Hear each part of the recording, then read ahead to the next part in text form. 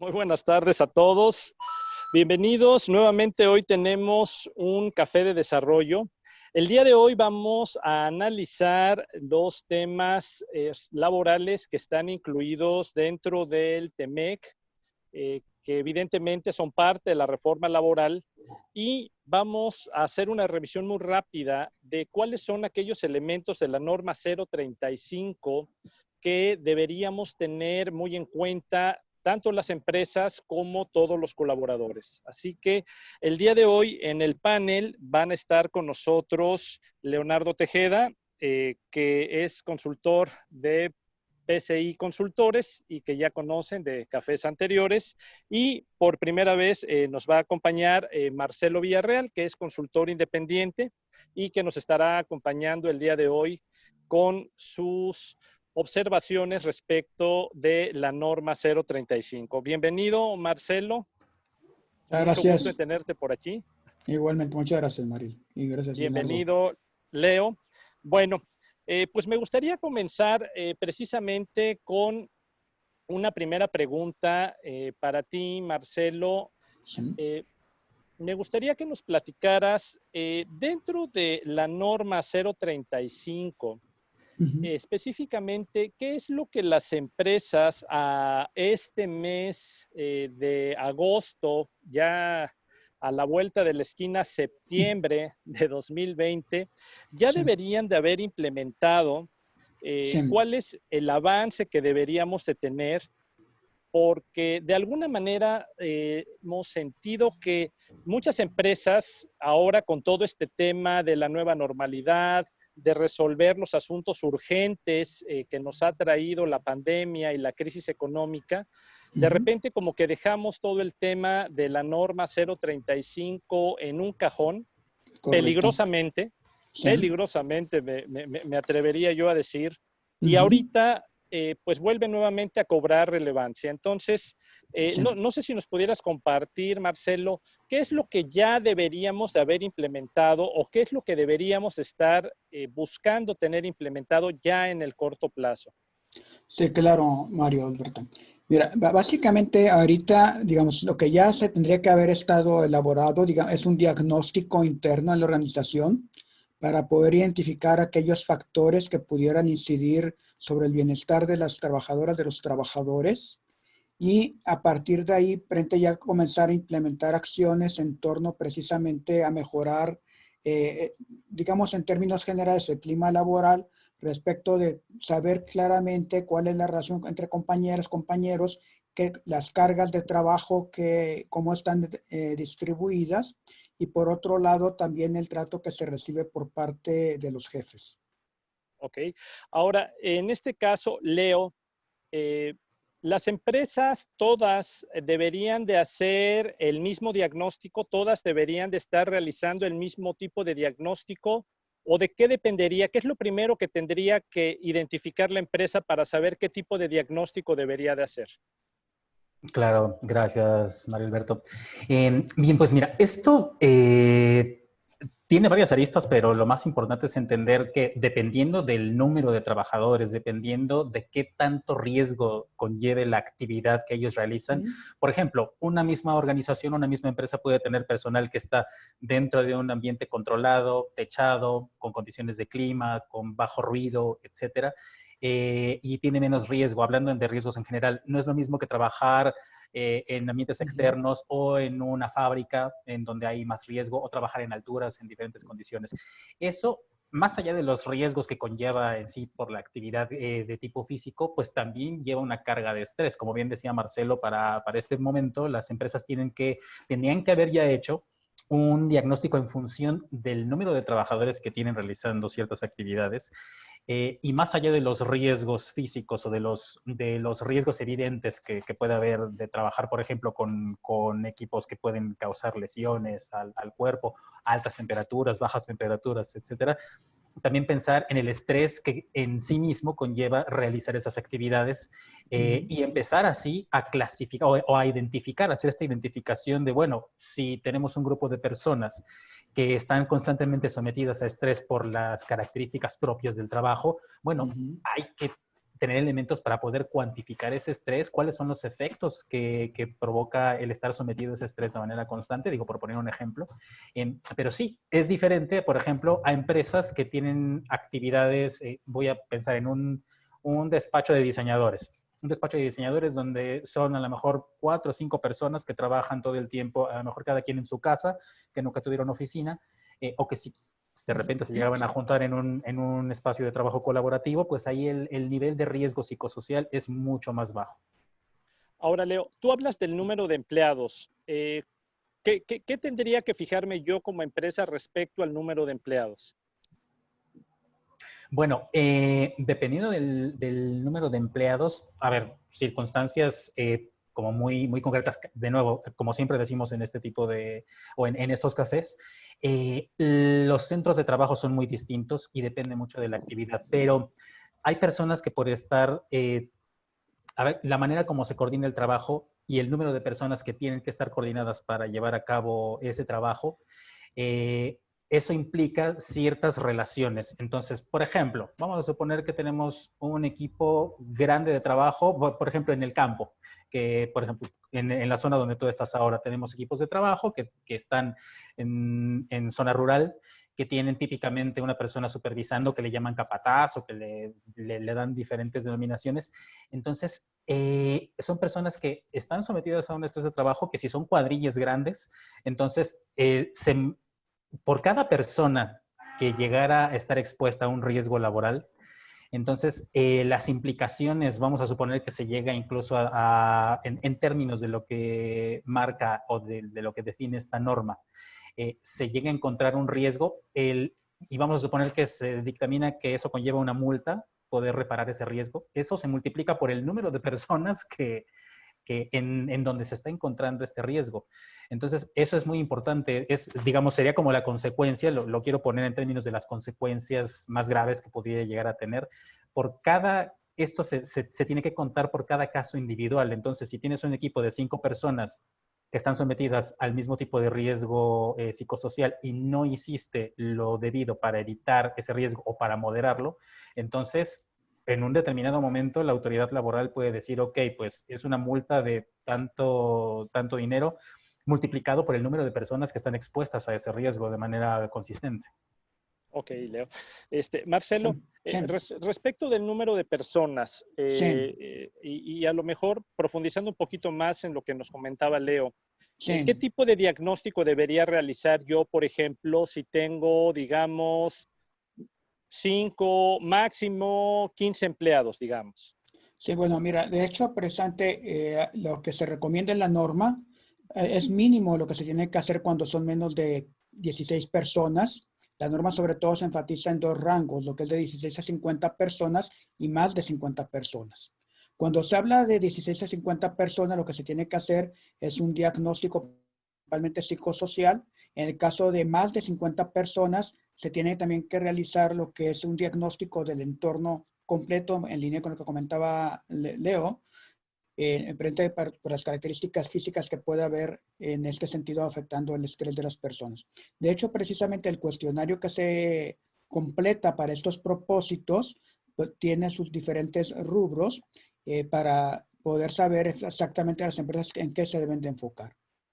Ahora, por ejemplo, tú ahorita hablas de un cuestionario, Sí. Marcelo. ¿Ese cuestionario le aplica a las empresas que tienen, digamos, hasta 15 empleados? No, le aplica principalmente a las empresas que tengan más de 15 empleados. Digo, O pero sea, de Mario, 16 en adelante de les 16 en aplicaría el adelante. cuestionario, ¿no? Es ¿Y, correcto, así es. y qué diferencia habría entre el cuestionario que le aplica a las de 16 empleados y a las de Sí, 51 empleados, por ejemplo? sí, claro, mira, son los factores en que se enfoca cada una de ellas. En el caso de los empleados, las empresas, perdón, que tienen 16 a 50 empleados, sobre todo se enfoca el tema en los aspectos psicosociales meramente. Ya el contexto más amplio se da presente para empresas que tienen más de 50 empleados, que tienen que tomar en consideración algunos factores del entorno laboral con mayor detenimiento. Ok. Entonces, digamos, yo soy una empresa con 15 empleados o menos. Ujú. Yo, mi análisis de riesgos lo debería de hacer con alguna herramienta diferente al cuestionario o también podría utilizar el cuestionario? Y finalmente se puede utilizar el cuestionario, pero realmente no es un tema de obligación en este sentido. Simplemente sería una cuestión más que todo que quisiera la empresa profundizar, pero realmente también algunos de los elementos que se dan en empresas más pequeñas, pues por supuesto son diferentes en contexto, como decía bien Leo, a los que se dan en empresas más grandes. Ok, muy bien, muy interesante. Ahora, este cuestionario, Marcelo, las empresas, ¿dónde pueden tener una idea de cuáles son las preguntas del cuestionario? Sí. ¿Dónde se encuentra esto? Sí, mira, de hecho se encuentra en la propia norma. Al final de la norma viene el cuestionario y se puede encontrar en el diario oficial de la Federación. Perfecto. Y Leo, tú nos hablabas hace un momento de los niveles de riesgo.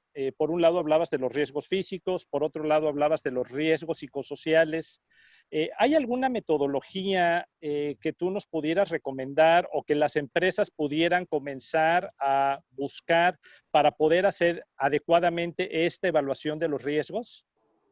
Sí, pues mira, la norma tal cual como fue publicada ya contiene un instrumento que es el, a ver, es el que ya viene publicado, el que dijo Marcelo que está en el diario oficial de la Federación.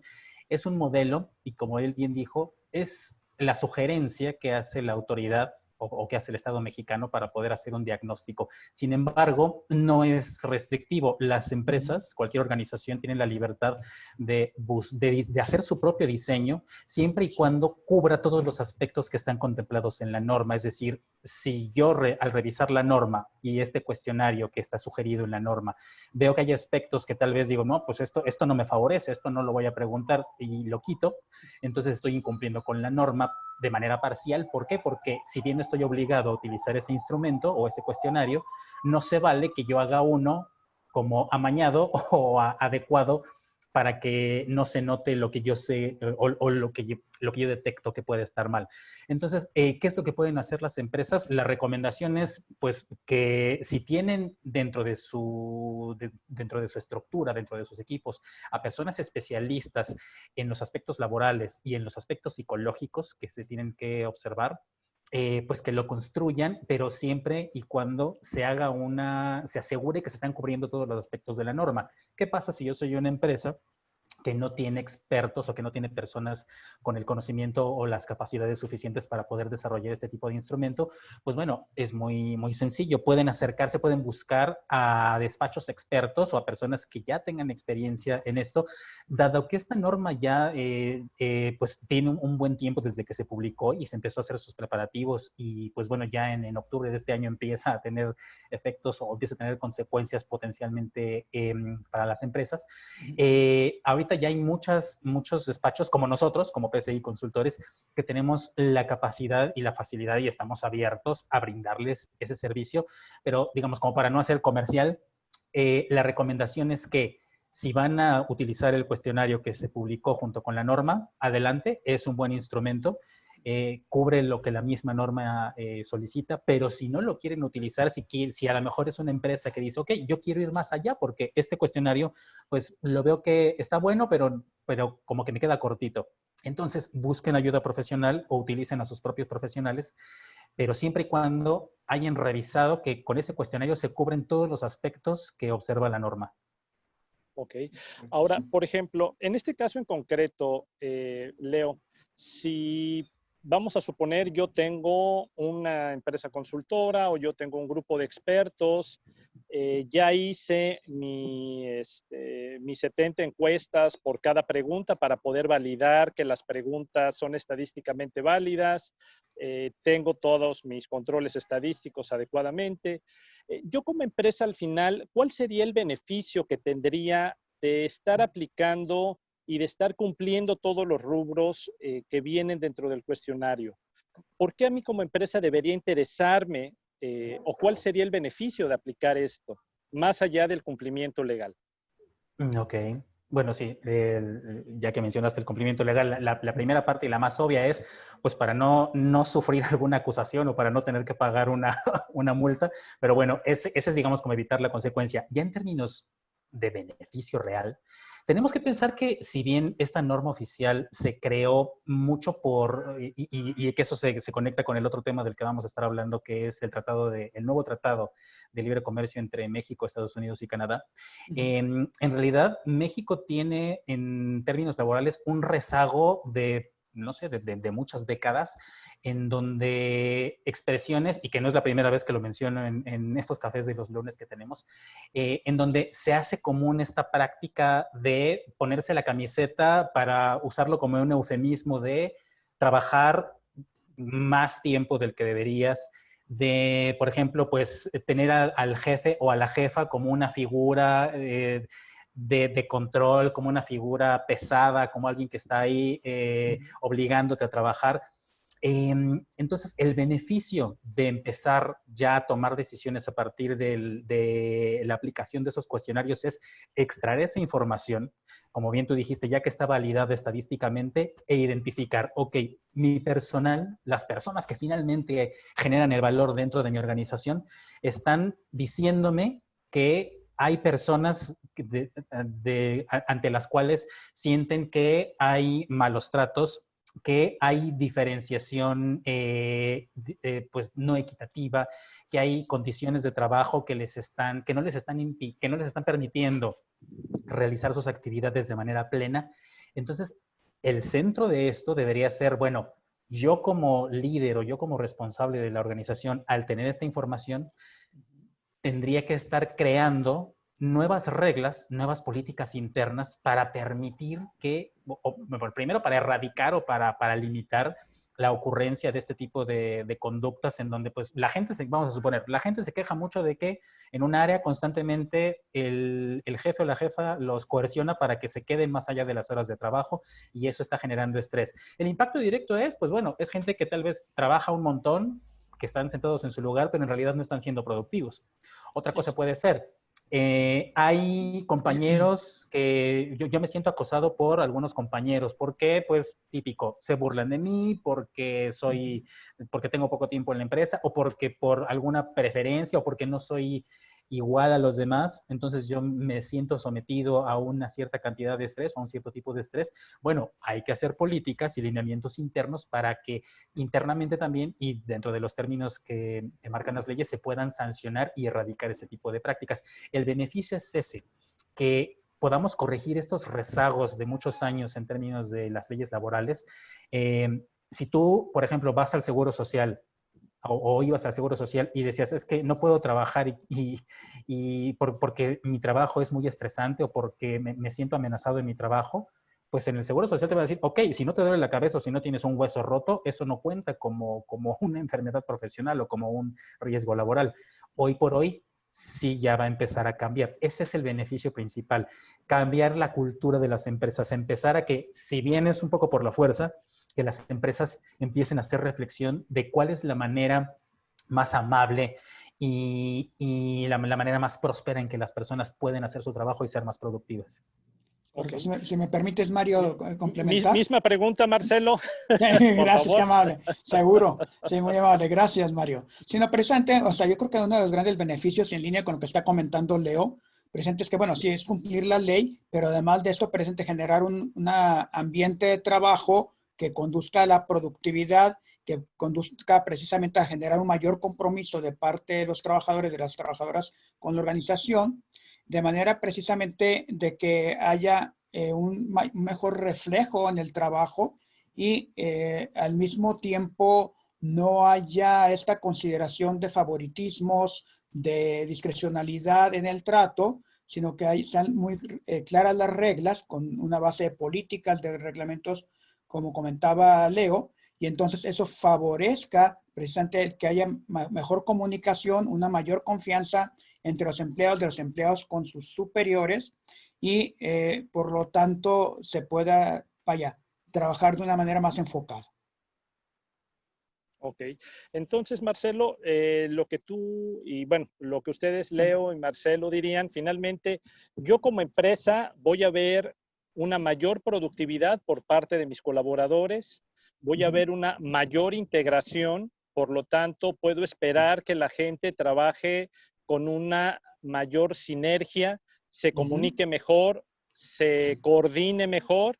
Esto se refleje en mejores resultados y además que podamos con un mejor ambiente laboral reducir la rotación innecesaria de personal, reducir algunos accidentes laborales, reducir el ausentismo, reducir algunos vicios que internamente al final del día a mí me están pegando como empresa en una baja productividad y en un bajo compromiso por parte de la gente. Esto sería, digamos, un beneficio para la empresa.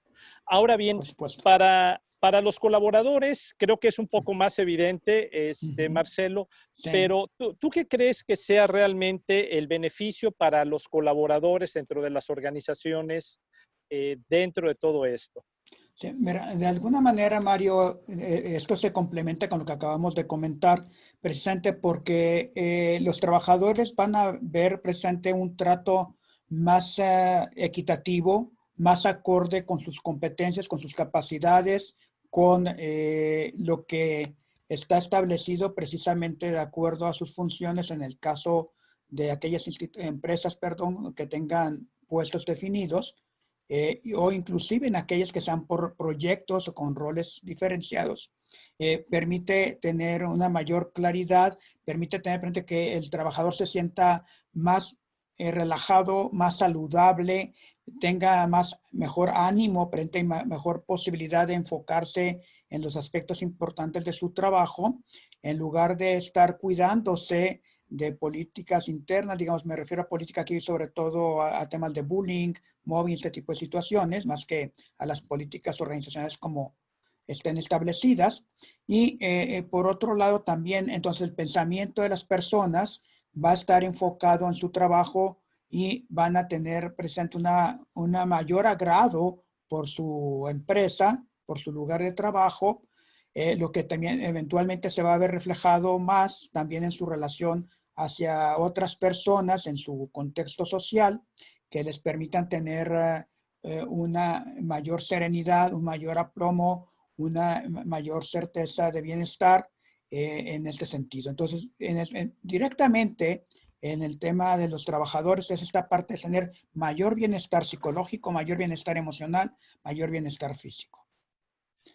Leo, esto vendría siendo lo que alguna vez conocíamos como el salario emocional. ¿Tú considerarías que el hecho de que se cumpla o que más allá de cumplir, que veamos la oportunidad que nos brinda la norma, nos va a ayudar a mejorar nuestro salario emocional como colaboradores dentro de las empresas?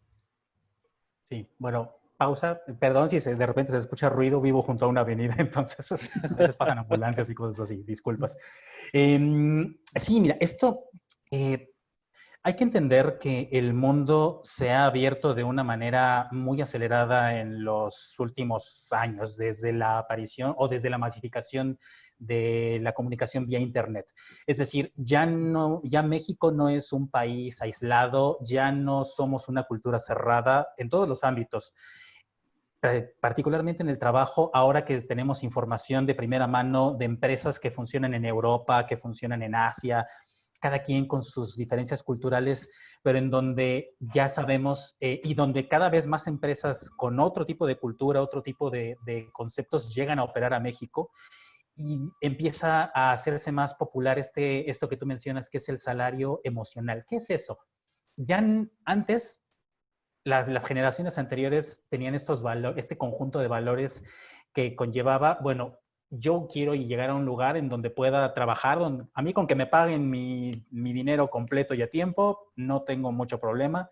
Pues yo me pongo la camiseta, como decía hace un momento, y voy a hacer todo lo que sea necesario, lo que mi jefe me pida, y voy a dejar hasta la sangre, el sudor en esta empresa. Pero el nuevo conjunto de valores en el trabajo ya va mucho más allá. Ahora es no solamente cuánto me pagan, incluso en algunas posiciones o en algunas áreas, el dinero como tal, el salario en pesos, ya no es lo más importante necesariamente. Ya es, bueno, ok, qué tipo de posibilidades tengo de crecimiento, cuánto relacionamiento puedo tener, qué tanta exposición puedo tener, qué tanto puedo crecer o puedo hacer crecer a la empresa, cuál puede ser el tamaño o el peso de mi contribución.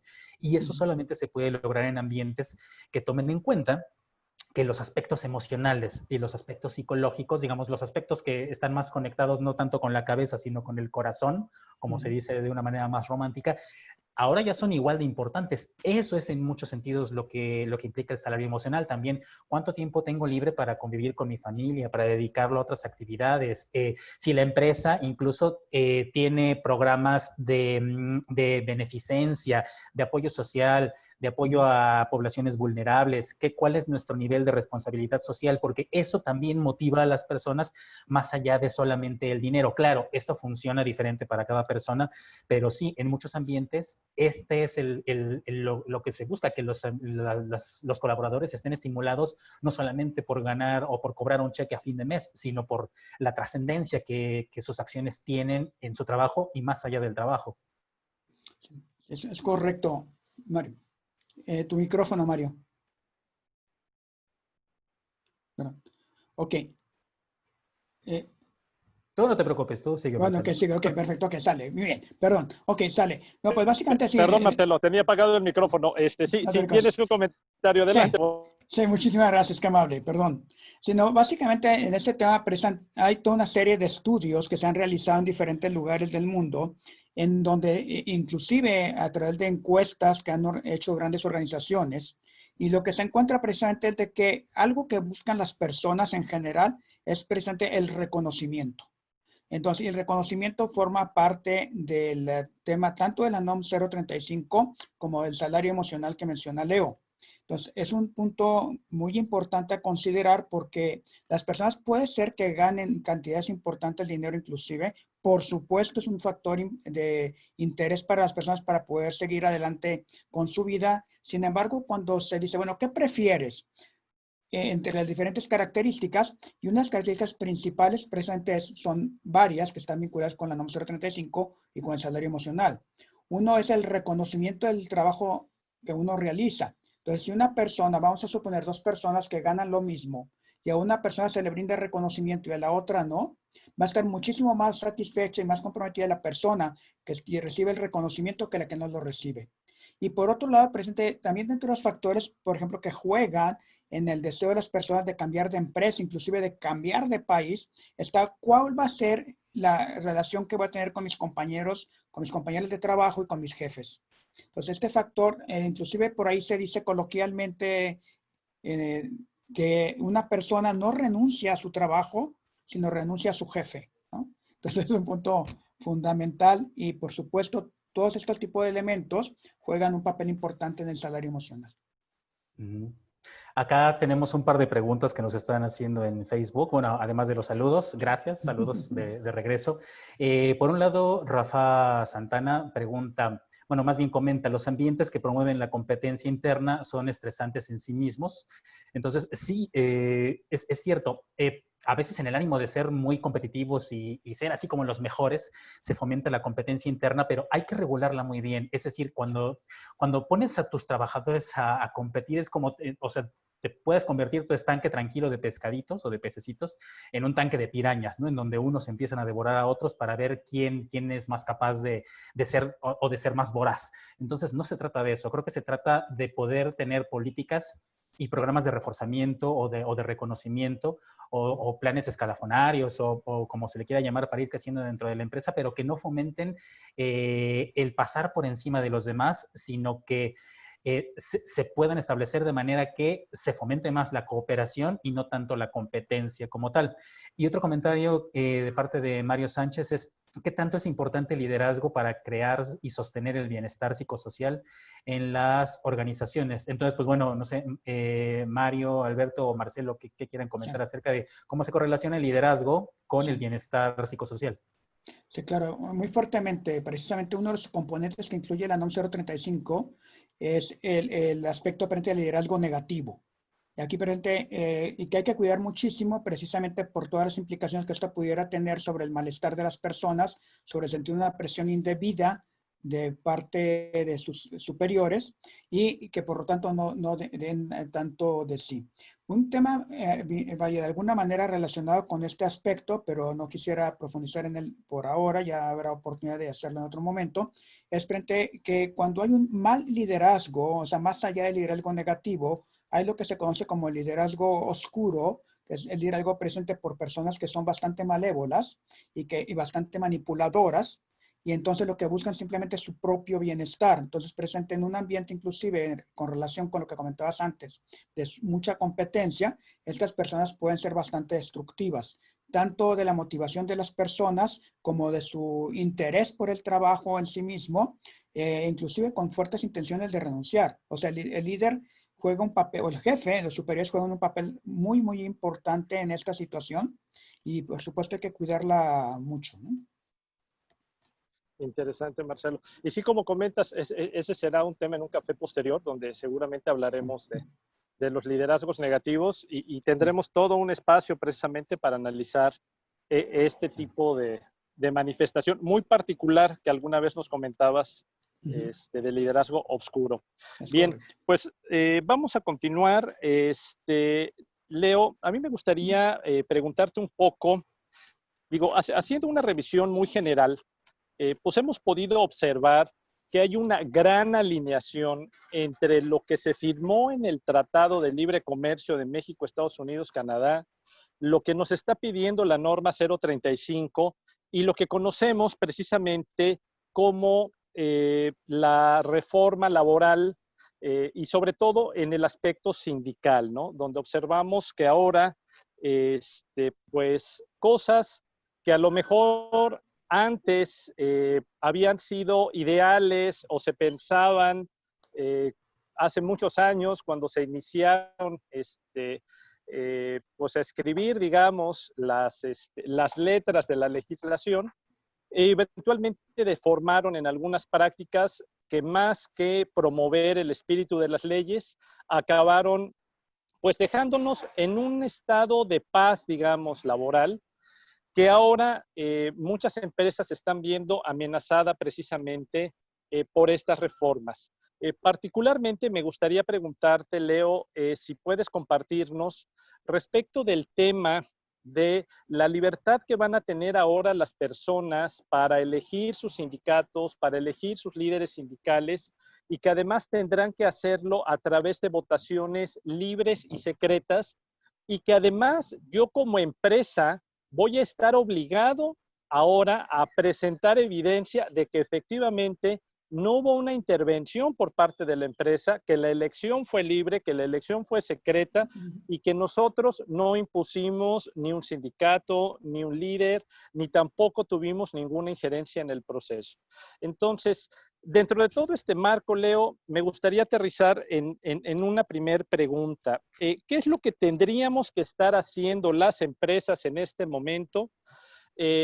Tendríamos que estar volteando a crear, a adoptar, a esperar a que llegue algún sindicato a la empresa. ¿Es un requisito tener un sindicato o no es un requisito? ¿Qué es lo que sí nos está exigiendo esta reforma laboral, estos nuevos apartados dentro del Tratado de Libre Comercio que finalmente tocan precisamente la parte laboral? Bien. Hay que hacer un poco de historia y voy a tratar de no alargarme demasiado porque, pues bueno, tenemos el tiempo limitado.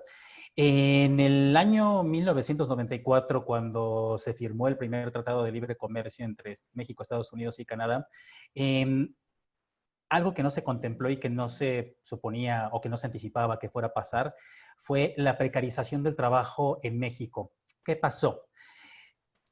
La situación laboral en Canadá y en Estados Unidos siempre ha sido muy diferente a la que tenemos acá en México por nuestra propia historia. Recordemos que nuestras leyes laborales provienen de una época en la que el trabajo se hacía en fábricas, se hacía en el campo, y también este carácter sindical del trabajo acá en México proviene de eso, de principios del siglo XX.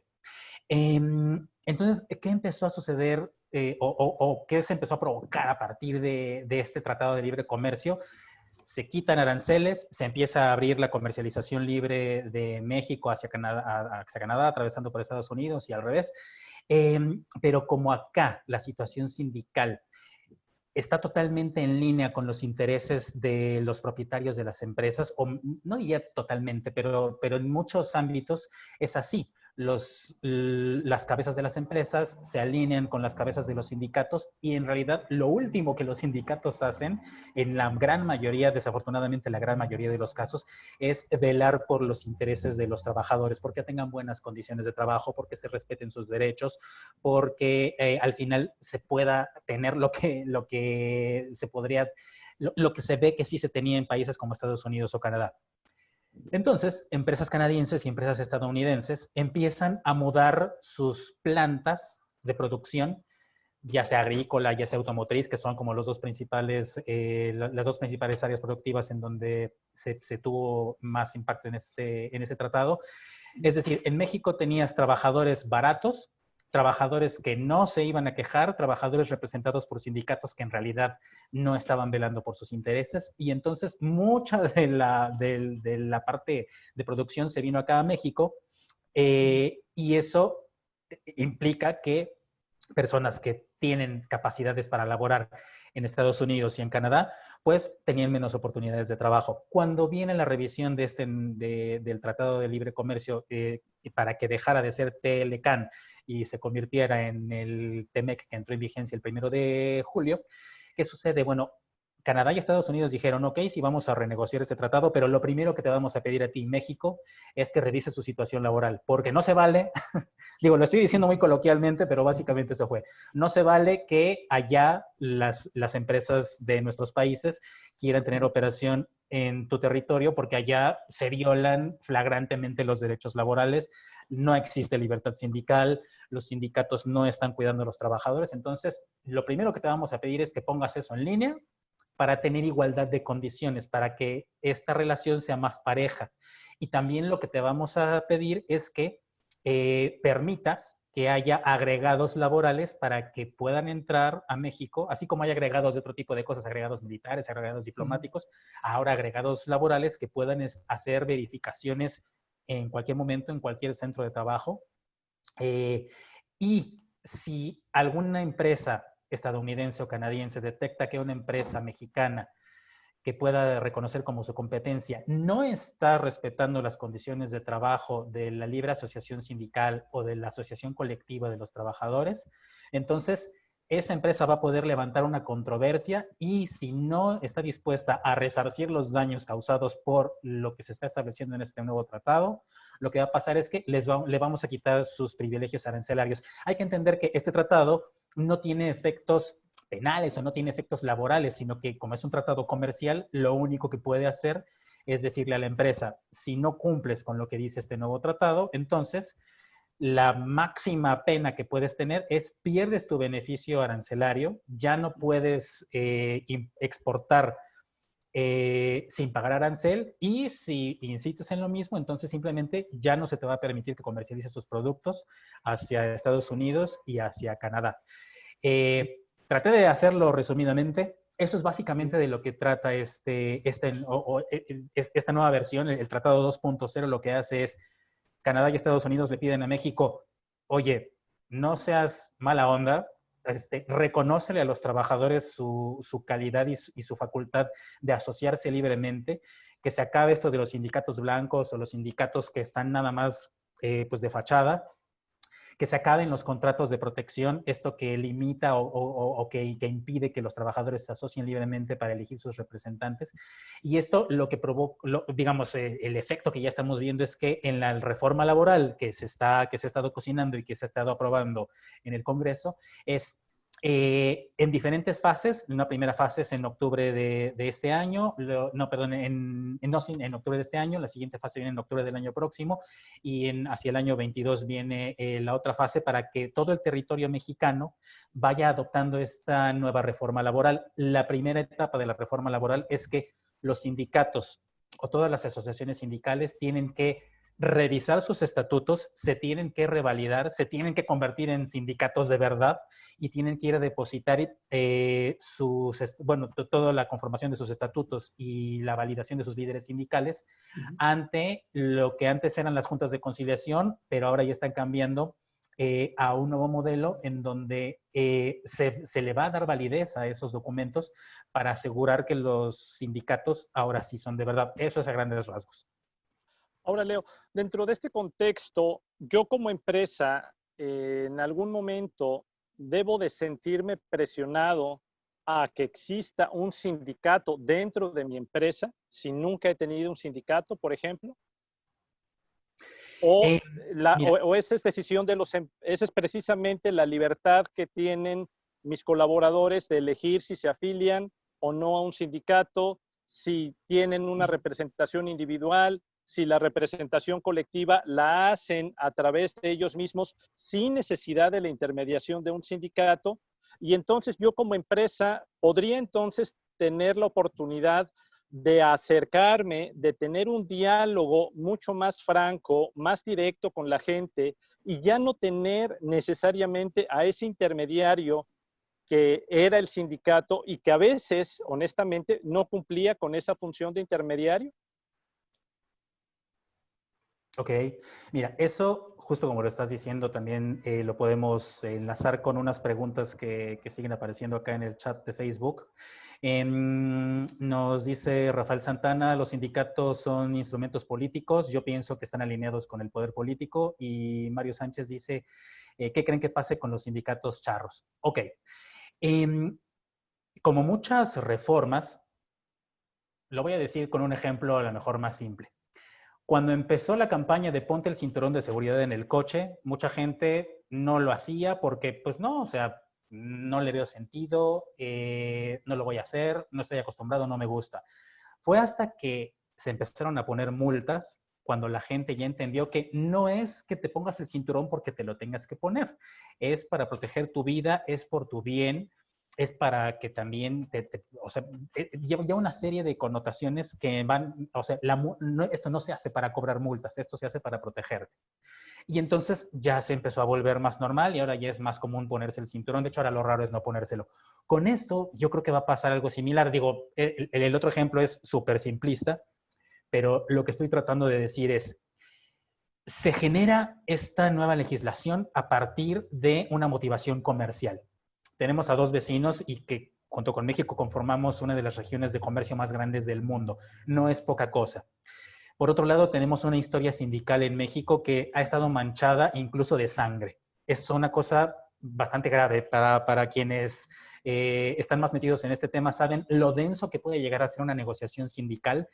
A veces los sindicatos, yo pienso por ejemplo en sindicatos públicos o también en sindicatos privados, conjuntos enormes de trabajadores que hacen sus aportaciones sin que les pregunten, nunca les tomaron parecer, todas esas cantidades que juntaban los sindicatos amasaron grandes fortunas. Es un tema muy desagradable. Entonces, con esta nueva legislación, ¿qué es lo que va a pasar? En realidad, no es fácil anticipar bien a bien qué es lo que podría llegar a suceder. Creo que va a depender mucho de cómo las empresas vayan pudiendo hacer estas negociaciones. ¿Qué va a pasar? Vamos a plantear un escenario. Una empresa en donde ya hay un sindicato, vamos a pensar en el ejemplo más, pues más alineado con la ley, no tanto con la parte política, como comentan en las preguntas de Facebook. Un sindicato que sí funciona bien, que mayoritariamente protege a los derechos de los trabajadores, que hace buenas negociaciones con el patrón y que logra que todas las partes obtengan beneficios. Allí, ¿qué es lo que va a pasar? Bueno, ahí simplemente es como volver a revisar los estatutos de los sindicatos, revisar cómo está el tema de la representación sindical, quiénes son los líderes, cómo están las prácticas, cómo están las cuotas sindicales. Eso se deposita en el órgano de la autoridad laboral y ahí no va a haber mucho problema. ¿Qué va a pasar con las empresas en donde en donde el sindicato sea más poderoso? Digamos que el sindicato le da chance a la empresa de trabajar. Pues ahí yo creo que lo que va a pasar es que el sindicato sabe que tiene la sartén por el mango y dice, pues mira, ¿qué crees? Si ya tenía poder, pues ahora voy a tener más poder. Ahora te vas a tener que alinear a lo que yo diga, a lo que yo crea, a lo que nosotros vamos a llevar el ritmo de este baile.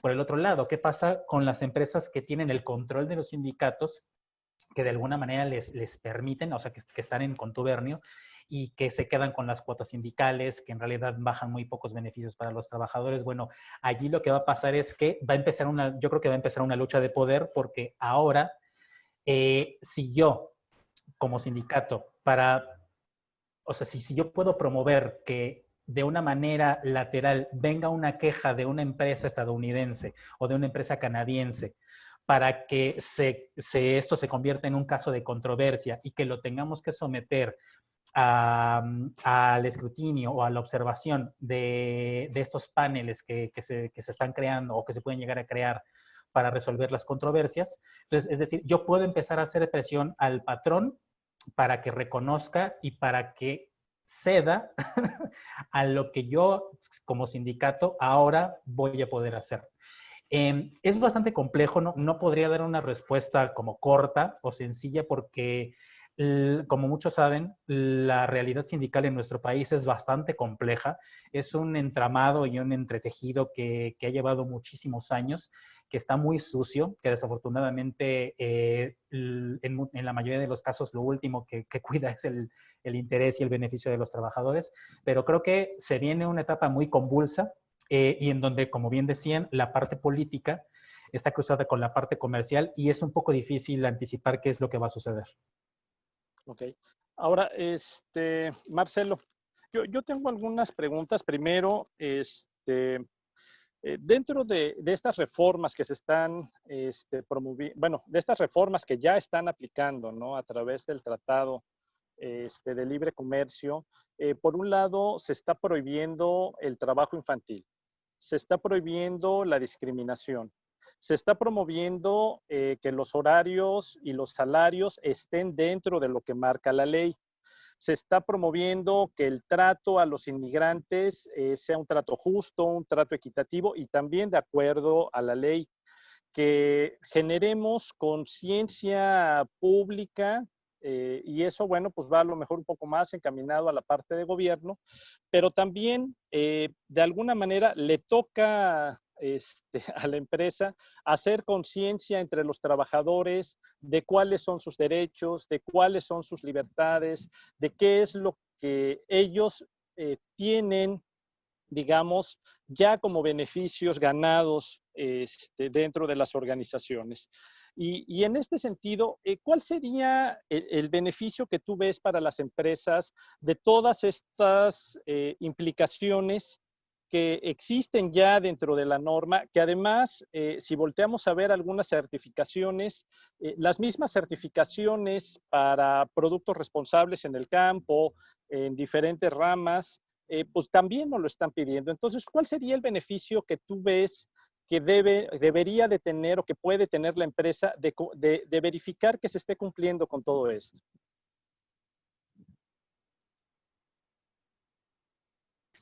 Perdón, yo creo que aquí hay varios puntos importantes aquí que destacar. Una situación precisamente es el tema del trabajo infantil, que de hecho por diferentes circunstancias se ha dado mucho en México en algunos momentos, pero precisamente va en contra de lo que ha estado promoviendo desde hace ya un buen número de años la Organización Internacional del Trabajo, presente para buscar el trabajo digno, y no solamente respecto al trabajo infantil, sino respecto al trabajo en general. Ahora, una cuestión, la empresa precisamente se puede ver muy beneficiada en diferentes ámbitos. Por un lado, cada vez las personas se fijan más en cuáles son las características de la cultura organizacional para ver si quieren trabajar ahí o no quieren trabajar ahí. Entonces, todo este tema presente de la marca del empleador, employer branding, ¿sí? Cosa que es fundamental y que da más presencia a las organizaciones en este sentido. Por otra parte, en el tema comercial, ya cada vez las personas están más conscientes frente a los temas de responsabilidad social. Y en este sentido, inclusive, pues ven toda la cadena de valor que hay en la organización para asegurarse de que el producto que están recibiendo no tenga por ahí involucrado algún trabajo indebido de parte de nadie, ¿sí? La otra situación, presente que un tercer aspecto es el tema de la diversidad que se puede generar a través del aspecto de la equidad y del trato justo y de la inclusión, de que permite una mayor variedad de ideas, una mayor diversidad para poder solucionar problemas de diferentes formas, que quizás si se tiene un pensamiento muy específico, muy digamos, cuadrado, por decirlo de alguna forma coloquial, pues quizás no se pudiera solucionar ese problema. Y además, precisamente está un tema adicional todavía en la parte comercial, Mario. No es nada nuevo, pero sin embargo vale la pena enfatizarlo, de que cuando las empresas comienzan a tener precisamente esta equidad en el trato hacia las personas y a buscar que sean las personas más competentes quienes ingresan a su fuerza, digamos, laboral y mental, sobre todo ahora con la industria del conocimiento, pues se aseguran también de poder conocer mejor lo que está buscando el mercado. Ok.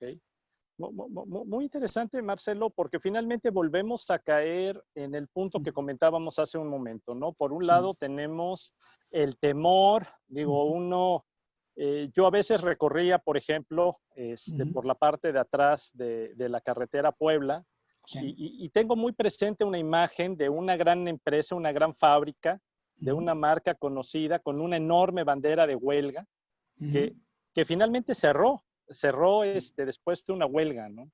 Entonces, de alguna manera, como que esos temores que están tan arraigados en el corazón de las empresas mexicanas, de pensar que sindicato es igual a costos, a sobrecostos, a problemas, a riesgos, a riesgo incluso de tener que cerrar mis operaciones. En realidad no debiéramos de verlo de ese modo. En realidad pudiera ser la oportunidad para ser mucho más competitivos y, como comentábamos hace un momento, para también ser más atractivos, retener mejor talento, asegurar que estamos teniendo las condiciones necesarias para reducir todos los costos asociados, como puede ser nuevamente la alta rotación de personal, el ausentismo, la baja productividad, la falta de involucramiento de la gente, que normalmente también te lleva a accidentes laborales, que te lleva pues a otra serie de factores de riesgo que normalmente tienen que ver, decimos, cuando no estoy enfocado en la tarea, porque precisamente pues estoy preocupado por esos otros factores que a veces son más fuertes o más pesados que la tarea que estoy realizando. Entonces, muy interesante lo que comentan ambos. Aparentemente, bueno, pues pudiera ser que hay muchos beneficios que pudiéramos tener. Y creo que aquí lo importante, retomarlo, y sobre todo a partir de tu comentario, como dices, Leo, no es algo simple, no es algo que se pueda resolver así de manera directa con una fórmula, sino más bien es algo que requiere de un análisis más cuidadoso, pero también de pensar en función de esto, ¿no? Que finalmente lo que yo empiece a construir, si lo construyo de manera inteligente y coherente, voy a estar generando más valor para mis colaboradores. Ese valor que voy a estar generando para ellos se va a reflejar en el valor de mi marca empleadora. Voy a estar generando también más valor para mis clientes, que a la hora de voltear a ver la cadena, van a ver una empresa responsable, van a ver una empresa que cumple y que no solo cumple la ley, sino que además se preocupa por el bienestar de la gente. Y esto puede empezar a generar círculos virtuosos donde antes estábamos observando círculos viciosos, ¿no? Lo que me parece una reflexión muy interesante. Y volviendo a la primera pregunta, ¿cuál sería el beneficio directo que nosotros podemos observar para los colaboradores, para la gente que trabaja dentro de las organizaciones? Primero, Marcelo, si quieres, para seguir en la misma línea, y luego Leo.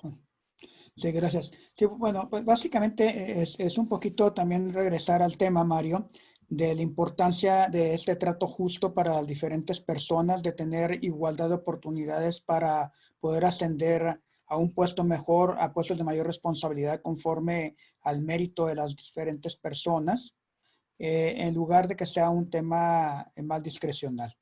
Un aspecto también importante que mencionabas y que quisiera retomar de alguna forma, Mario, es de que las empresas éticas, precisamente ya directamente con ese término, se ha identificado precisamente que tienen una mayor rentabilidad que las que no lo son.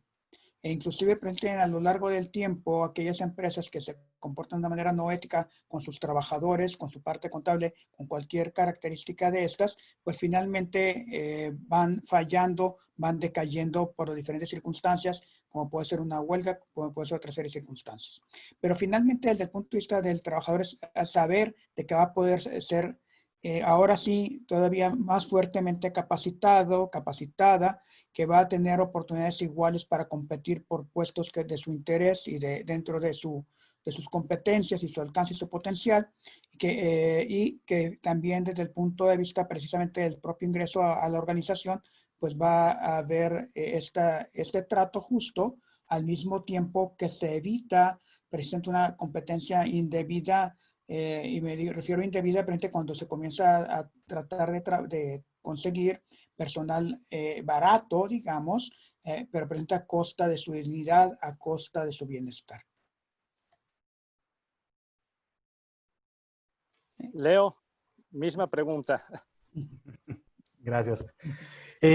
A ver, un poco para empezar a recapitular y considerando que nos quedan 5 minutos. No es fácil, como dije hace un momento, anticipar, pero lo que sí podemos pensar es que esto le da oportunidad a las organizaciones de que si tienen la motivación de ser más competitivos, de poder, vamos a suponer que yo soy una empresa que tiene planes de expansión, que si hoy por hoy no estoy exportando a Estados Unidos o a Canadá, si yo, con un ánimo de hacer las cosas bien, empiezo a tomar en cuenta que tengo que reconocer esa libertad de los trabajadores para asociarse, para organizarse, para que se respeten sus derechos y que tengan las mejores condiciones de trabajo, se puede hacer. Que no necesariamente implicaría tener un sindicato. Claro, claro. O sea, es muy cierto lo que dices, es muy preciso, porque la libre asociación no quiere decir que sindicato con todo lo que conlleva, las cargas negativas que puede tener como concepto. No, no, no. Simplemente nos juntamos y lo que queremos es que se reconozcan ciertas cosas porque juntos somos más fuertes que separados. Y fuertes no quiere decir que nos vamos a pelear, simplemente es juntos vemos por intereses que a lo mejor tú no ves, tú no tienes que ver porque tú no eres patrón, porque tú no vives todos los días lo que yo vivo mientras hago el trabajo. También tomar en cuenta lo que hablamos al principio acerca de la norma oficial 035. El reconocer que si yo soy una empresa que promueve un estilo de vida alineado con una cultura de bienestar, entonces voy a garantizar que la gente quiera trabajar conmigo, que el talento no se me quiera ir, voy a tener la capacidad de crecer, de desarrollarme y voy a ser mucho más fuerte que mis competidores. Sin embargo, también hay que recordar que es como todo, que cada cambio legislativo, cada cambio histórico, cada cambio que hemos vivido como país a nivel laboral, le pone una nueva capa de complejidad a las cosas. Entonces, nosotros somos el resultado de un montón de etapas en la evolución del derecho laboral y de las prácticas laborales. Hablar de esto, por ejemplo, que estamos haciendo hoy, hace 50 años era impensable, ¿no? Así como que, bueno, que vamos a estar hablando de tratados comerciales con Estados Unidos y con Canadá. Entonces, esto simplemente le agrega una capa de complejidad a una situación que ya está. El pasado no se elimina, simplemente van cambiando las prácticas.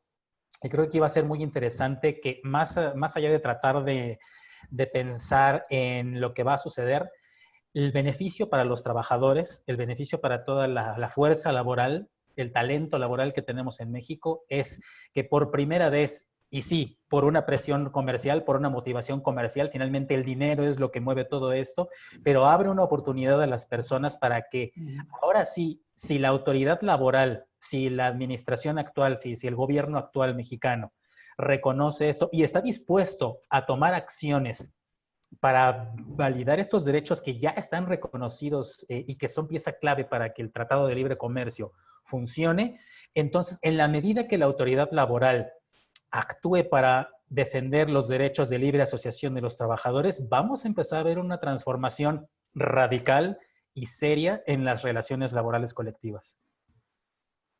Muy bien, Leo, muchas gracias. Pues muy interesante y tomándolo a, como dices, a modo de conclusión, ya por la hora que es y en el último minuto que tenemos,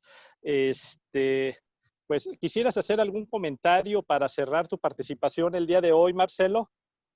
No, muchísimas gracias, Mario. Simplemente pues enfatizar que el tema tanto de la NOM 035 como las condiciones precisamente que está, de oportunidad que está abriendo el TEMEC, son precisamente algo que debe de generar, va muy probablemente a generar este bienestar tanto para los trabajadores como para las empresas con un enfoque adecuado. Excelente. Marcelo, pues te agradecemos mucho tu presencia el día de hoy. Muchas gracias. Nos dio mucho gusto el que nos pudieras acompañar. ¿Tienes alguna página web donde podamos ver algo más de información en tu caso? Por ahorita no tengo ninguna, Mario. Muchas gracias. Bueno, muchas gracias, Marcelo.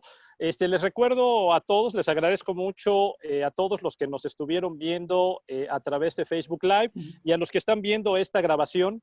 Les recordamos que pueden tener también más información o solicitar alguna consulta a través de nuestra página web www.pci-sc.com y les deseamos que tengan una excelente semana. Muchísimas gracias y hasta luego.